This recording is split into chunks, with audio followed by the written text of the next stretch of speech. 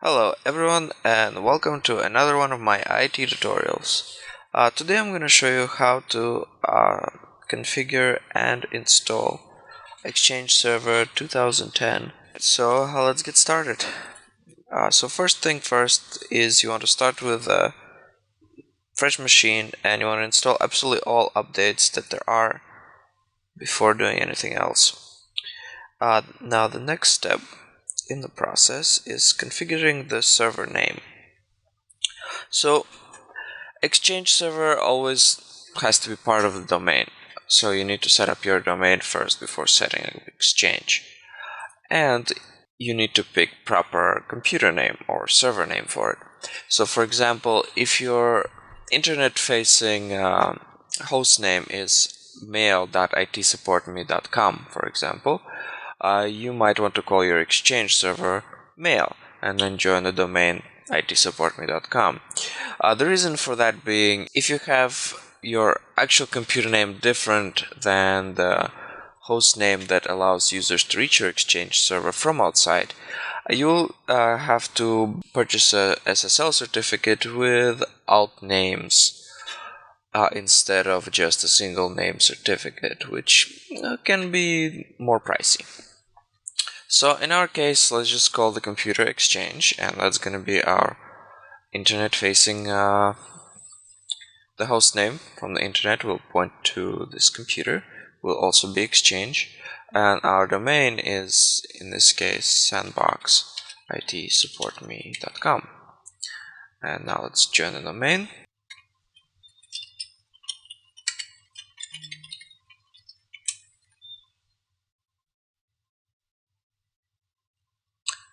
Alright, and now let's do a quick restart because that's what needs to be done after you join server to a domain.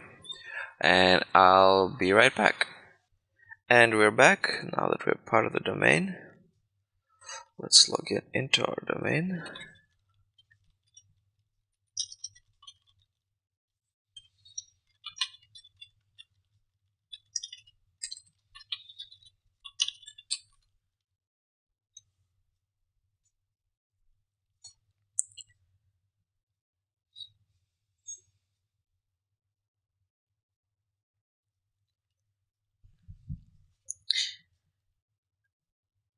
Alright, now before the final step before installing Exchange is setting up prerequisite roles and installing some required software from the internet. So we'll start with roles. So let's open the server management console, and here you right click on features. I'll let it load for a little bit.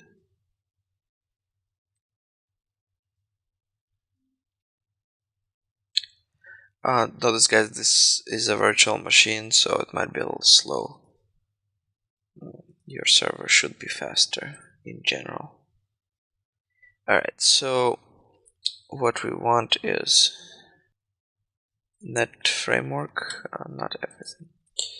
We want just net framework, and then we want RPC or HTTP proxy, and that requires IIS, so we just hit the add required features. And for net framework we actually also need HTTP activation, and that also requires IIS, so we add that. We need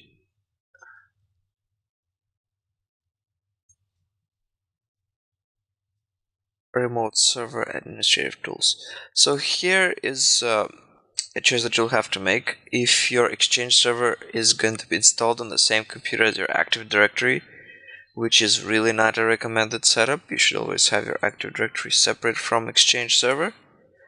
But if it is, then you don't have to pick this. If it's not, and it's a separate server, then you have to install Active Directory remote management or administration tools, and that is located in here. And you want just this one, the snap-ins and command line tools. Remember, not this, not ADLDS, ADDS. This is for low-level domain services or something like that. And then we hit next. Then we're going to go to the role services that we're installing. and here we leave everything by a lot of things by default, and we want ASP.NET, and we just hit add required features, and then we need basic authentication and Windows authentication and just authentication. Then you might want all kinds of content compression or both of them, and the most important one is installing all of the IIS 6 management compatibility. For some reason Exchange Server, well, or at least earlier versions of Exchange Server, I mean prior to any service packs, had problems when IIS 6 management stuff were not installed. So just to be on the safe side, install them. Alright, then hit install, and while that's doing, we need to actually activate one of the services manually. So we go to Administrative Tools, Services, and here you want to find net.tcp port sharing, and it's disabled by default, so you want to go to Properties and set it to Automatic and hit OK here. Alright. Also note that after installing Net Framework 3.5.1, there will be more updates available from Microsoft for it, but those are not really important for our Exchange Server installation. You can install them at a later time whenever you feel comfortable. Of course, you should always install updates, that's out of the question. But the updates that are required are everything for Windows without any roles and features. So you want to install those before starting any of this. Alright, now another thing that we need is called Office System Converter Filter Pack.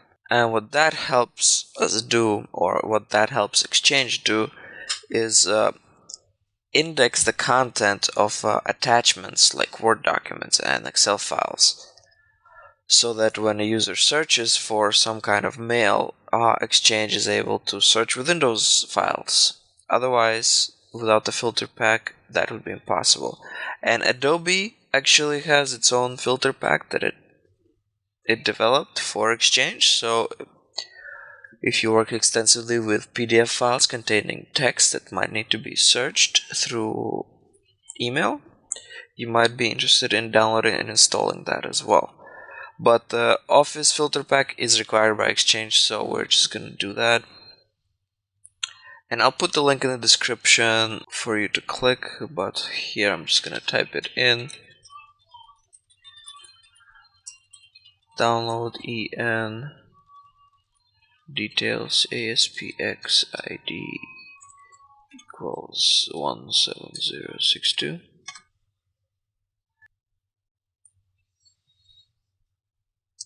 Right, and of course you always need to download just the one which corresponds to your system type. In my case, I'm installing Exchange 64-bit and I have a 64-bit system, so that's the one I need to download. And of course I'm in a protected IE mode, so I can't download it. Alright guys, I'll get back to this as soon as I'm done installing the features and roles. Alright, just hold on for a sec, I'll be back when this is done. Alright guys, it's done installing, and actually it doesn't even require us to restart with all these features installed. So just hit close. And one more thing I want to point out to you guys: if you're setting this up using an account that is not an administrator, I mean administrator, exactly, administrator, not a domain administrator or some other account, then you'll have to grant your account certain permissions, or it has to be added to one of the predefined groups in a domain. And the group that I'm talking about is the enterprise admins and schema admins. So if I was, for example, not an administrator user, or I was any other user, I would have to be a member of both of those groups in order to be able to install Exchange.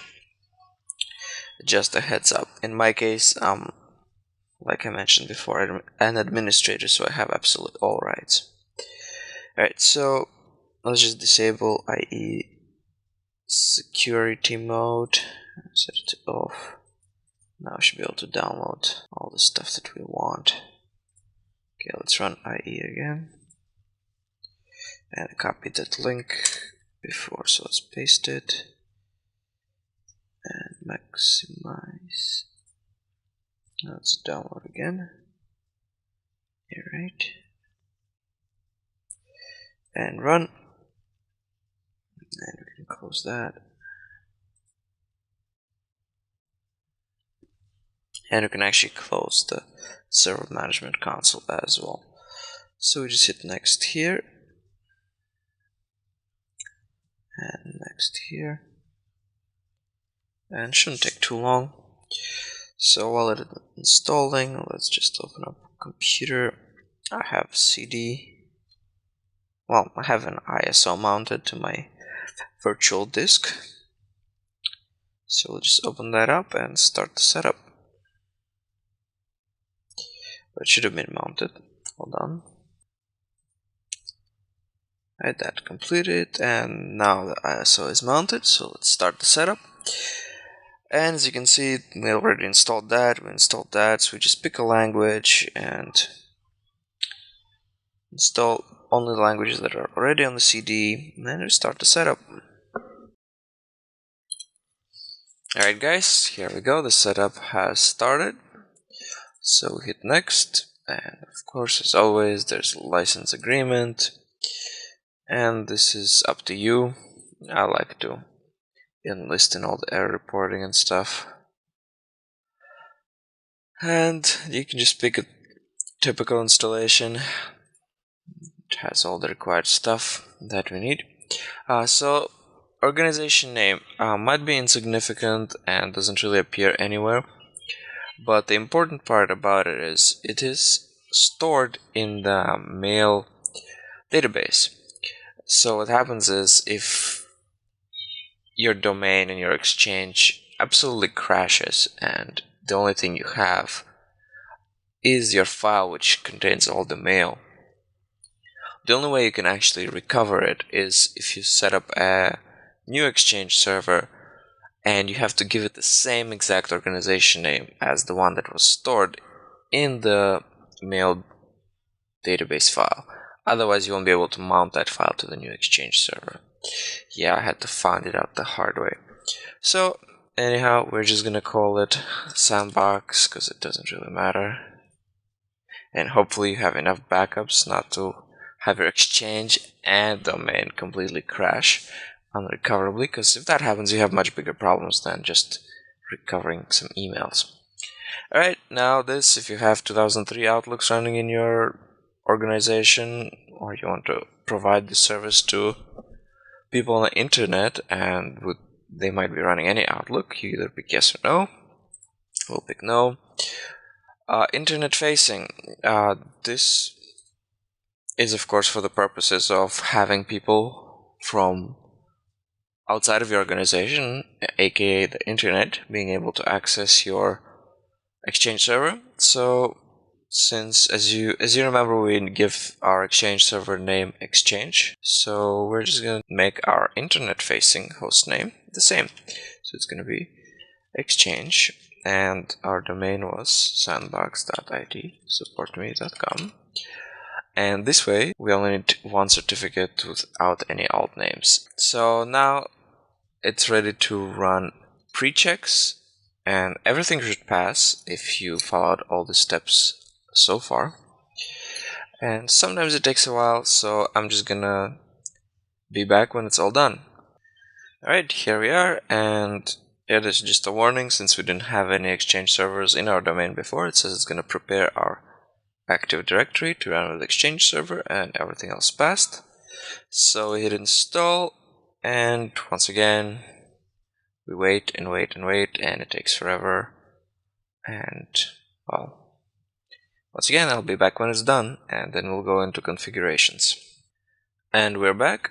As you may have noticed, it took quite a bit of time, and once again that's because it's a virtual machine, but nevertheless. Now hit finish. And one thing I did forget to mention is some weird thing that was happening with memory configuration. In one of my Exchange servers, I installed it on a 4 gigabit machine for RAM, 4 gigabit of RAM. And what happened later is, after I increased the RAM, Exchange stopped working completely. The services just wouldn't start, and I have no idea why. So as soon as I changed the memory back to 4, it worked just fine.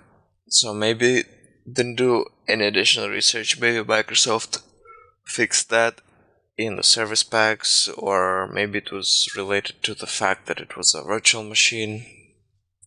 But anyhow, just something to keep in mind if you're experiencing a problem that Exchange doesn't start at all, then check that you didn't change the memory after the original installation. So as you notice here, I click this link, get critical updates from Microsoft Exchange, and that just opens Internet Explorer on this page. Just check this box and hit next, and just use recommend settings, I guess, or you can change it later if you want. Let's just update something in the Windows Update for it to receive Exchange updates. So while that's doing its thing, let's get started with setting up Exchange. So basically what you do is you just go one thing at a time, and you configure the settings that you need for your organization. I'm just going to go through some of the important settings to get you started. And also, you'll need to activate your Exchange. You have 120 days free trial, and then you need to provide activation key. And in case you don't know where to provide it, because it was a bit tricky, you click on the server configuration, and then you click on the server node, and then you can enter private key right here. But let's start with the organization configuration. Right, so expand that and click mailbox. Basically, this has all things you need to know and do with your mailbox database. You can put it in a different location if you want. Configure retention policy, configure custom folders, address books, and stuff like that. Client access, just some defaults for people to access Exchange from the internet. But the most important thing is the hub transport, because that's what does all the receiving and storing. So remote domains, this defines which domains your Exchange will send emails to. Of course, if your Exchange server is going to be used for your organization to communicate with the entire world, you would just leave it as a star domain. If you want to limit your organization to just emailing within your organization or to the related companies and other Exchange servers of other organizations, then you would specify those related organizations' domains here, and then the Exchange will only send emails to those domains. Accepted domains, this tab specifies for which domains this Exchange server is responsible for. So if somebody sends an email to this Exchange server and it matches one of the accepted domains, it will be received by this Exchange server. So in our case, if anyone sends an email to, for example, administrator@sandbox.itsupport.com, this Exchange server will accept that email. If it's for any other domain, the email will be rejected. You can also configure this as an intermediary Exchange server through the new accepted domain or new remote domain setup wizard, but that's beyond the purpose of this tutorial, so we're not going to look at it. Right, next thing is the email address policy. Basically, when you add an account to Exchange, the email address, that default email address that gets created for that account, is specified by this policy. And you can configure different policies for different organizational units within your domain, thus having a more logical email structure. So this is up to you to explore. Transport rules, this is same thing as an Outlook rules, only it works on the server side. So you can create rules that copy messages, delete messages based on various parameters. Global settings allows you to set size limits and delivery blists. Alright, the important thing that we need to set is a send connector. This is what's actually going to be doing all the sending of messages that it receives from the client. So we go to the send connector, new send connector, and just can give it, you can call it anything you want. In our case, we're going to be configuring this Exchange server to be able to email to anyone in the world. So we just call it internet, and for intention was going to be internet. And hit next. And address space, we want to be able to send to everyone, so it's going to be a star address. Hit OK, hit next. And we want to use DNS MX record because that is the standard for determining which mail server is responsible for each domain. Hit next. And then it's going to ask you to pick a server. Since this Exchange server is the only server in our domain, that's the only one we have. And then we hit new. And we're done. Hit finish. Journal rules allow you to keep track of messages and statistics. Unified messaging we're not going to go into. Alright, next thing is server configuration. Mailbox, once again, just deals with our mailbox database and stuff. Client access. Here you can configure Outlook web app. By default it is disabled, so nobody will be able to access their email over the web browser, only if they have actual Outlook set up on their PC. Now you can enable it by simply hitting this option, and usually there's nothing wrong with enabling that. And once again, the external host name should be the same as which we entered during installation. So it was exchange.sandbox.it supportme.com, and we just leave basic authentication and hit enable. Alright, finish. Now Exchange control panel, that's also accessed once you have Outlook Anywhere enabled, and I never really went into configuration of this because, well, there's really nothing to configure. Nothing useful that I saw, at least.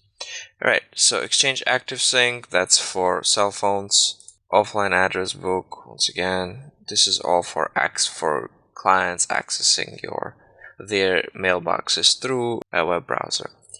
POP3 and IMAP. This allows you to enable POP3 or IMAP features of your Exchange. But notice, if you configure it here, it doesn't actually enable the service. And if you're using Exchange, most probably you don't want to use POP3 because that contradicts the whole Exchange system. Unless if your organization has people who can't use Exchange and need to use POP3 or IMAP. So anyhow, if you do need to enable these, you need to go to services, and you have to find the corresponding service for each of these features, and you have to set it to automatic. So if we scroll down in the service list after it loads, just expand that and just click on the service and hit MI, and here we go. You can see POP3 and IMAP, and by default they are set to manual, so you'd have to set them to automatic, or I would suggest even automatic delayed start, because, well, you should always let the other primary Exchange services to start first before POP and IMAP goes online, because they won't work if the other services didn't start yet anyway. So that's that. Then Hub Transport. This is where you configure receiving, and by default, all mail goes through port 25. So if somebody from the internet or another Exchange server tries to send you an email, or your server an email, it'll go through here. And in order to accept email from any other server that is not part of your domain, which is most probably that you want to do if your organization is communicating with anyone in the world, you need to enable this option, anonymous users, and you hit apply. Otherwise, any other mail server, when sending you a message, will get a rejection of authentication required. The only reason when you would not have this box checked is if you have several organizations in your forest maybe, or you have an organizational trust, and then you can configure your and other organizations' servers to authenticate in one way or another. And here just leave ports as default. Now the other client exchange, this I think would mostly be used if a person is accessing your service via non-exchange system like POP or IMAP, and if they need to send mail, most probably their ISP is going to block port 25 from being an outgoing port. So in this case, you can provide those users with this port, which is 587. In this case, you can set it to any other port which is not blocked by ISP. Right, so and this should not have the anonymous user authentication because these are actually going to be your users, so there's no point of doing anonymous authentication here. So that you can leave as default as well. And that's all the configurations that are here. Once again, unified messaging we're not going to look at. And the last tab is the recipient configuration. This is where you actually configure all the email accounts. And by default, the user who installed Exchange has the account already here, which is administrator, me. And if we double click, we can see pretty much all account information. And if we click on email addresses, that's the default email address that was created for me. So it's administrator@sandbox.itsupportme.com, and that was based on that default email policy that we saw before. So if you have many users in your domain already, what you do is you hit new mailbox, because you have to create mailboxes for them, and you hit next, and then you click existing users, hit add, and then you can just select all the users that are listed here. If you need to add all of them, hit OK, and thus create mailboxes for all of those users. If you need to add a new user, there's two ways that you can do it, either through this interface, or you can add them to your domain first, set them up, and then use the existing user once again to link it to Exchange. Alright, we're going to cancel that. That's it for setting up the Exchange Management Console. But now we need to look at some of the other things like port forwarding. So your Exchange needs to receive traffic from outside on ports 25, port 80, and port 443, because those are the three ports that it works on. So if your Exchange is not internet facing and you have a gateway in between, you would have to configure a gateway to forward port 25, 80, and 443 to your Exchange server. Notice that also prevents you from running a website behind the same IP address, because websites also use port 80 and port 443, so that means you need a static IP address dedicated just to your Exchange server. That's first. Now second, we can configure some of the aspects of IIS, and that's actually how you can request a certificate for your Exchange server as well. So let's open IIS Management Console, and we expand this, and if you take a look under certificates, Exchange creates default certificates for itself. So here you can use create a certificate request and request your own certificate for the server. Now next, it's default website, and what you might want to do is enable HTTP redirect from the root folder, because if we do this, for example, maybe we'll try to access the default directory of localhost. Of course we get a certificate error, but if we override that, we see this, which is not what we want. We want users, whenever they type in our external hostname for Exchange, to be redirected to their Exchange login. So what you do here is you select the default website and you go to HTTP redirect and you hit redirect here, and then you do this / and OWA, and then redirect all requests, redirect only requests to the current directory. So if somebody is already going to OWA, we don't want them to be redirected again, because that will create an infinite loop of redirection. And here, well, it's permanent. I don't know if it doesn't really matter. And then you hit apply. And now, if somebody visits your Exchange server, they'll be automatically redirected to the OWA. And there we go, our Exchange login screen. Now if we were to type our username and password,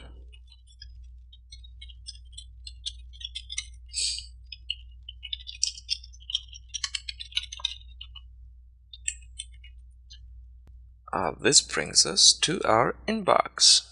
And from the inbox you'll probably be able to send mail, because, well, outgoing port 25 on the server usually works, but you won't be able to receive mail until you configure the MX records. And MX records, well, they're quite simple. A simple Google search will reveal that, but I'm sure I'll make a tutorial about DNS at some point, and there I will talk about configuring the MX records, of course. But it's not too complicated, I'm sure you can figure it out. And there we go, we have an Outlook pretty much identical to an Outlook interface directly via a web browser. Another thing though, if the user tries to access this without HTTPS, they just get redirected as a forbidden thing. You can override this behavior in a way, well, in a bit of different way. So let's just close this. So instead of doing this, you would put your full external URL here, and you would prepend it with HTTPS, and then you would put exchange.sandbox.itsupportme.com in my case, but since that host is not actually configured, well, actually it is, right? So we can just do that, and once again redirect all requests to this directory and hit apply. And another thing you want is if you go to SSL settings and you see this checkbox, require SSL, you can uncheck that, hit apply, and now when the users try to visit the website without putting HTTPS in the front, they will still be properly redirected to the HTTPS site and presented with a login screen. And there we go, guys, redirected to a proper location. Right, I think that about covers it. I mean, this is the very basic setup. There's a lot of things that you will learn about Exchange as you work with it and explore additional options. Feel free to ask questions. I'm sure there's going to be a lot of them, or at least there should be a lot of them, because it's a very impressive piece of software, the whole mailing servers and the way it's configured. So feel free to post your comments. I'll try to answer them in a timely fashion. I apologize in advance if I don't. But once again, thanks for watching. Likes are always appreciated, and your subscriptions as well.